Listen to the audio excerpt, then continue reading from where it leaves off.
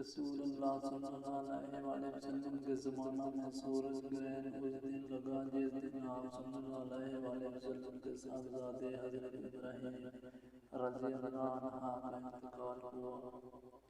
بعض لوگ کہنے لگے کہ گرہن حضرت ابراہیم علیہ السلام کی وفات کی وجہ سے لگا ہے، اس لیے رسول اللہ صلی اللہ علیہ وسلم نے فرمایا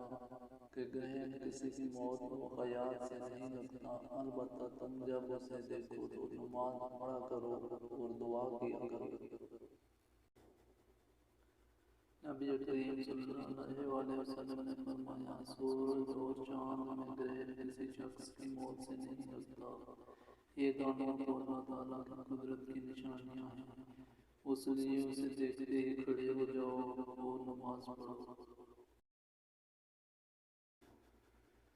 ایک یہودی عورت ان کے پاس مانگنے کے لیے آئی اور اس نے دعا دی کہ اللہ آپ کو قبر کے عذاب سے بچائے۔ حضرت عائشہ رضی اللہ عنہا نے رسول اللہ صلی اللہ علیہ وسلم سے پوچھا کہ کیا لوگوں کو قبر میں عذاب ہوگا؟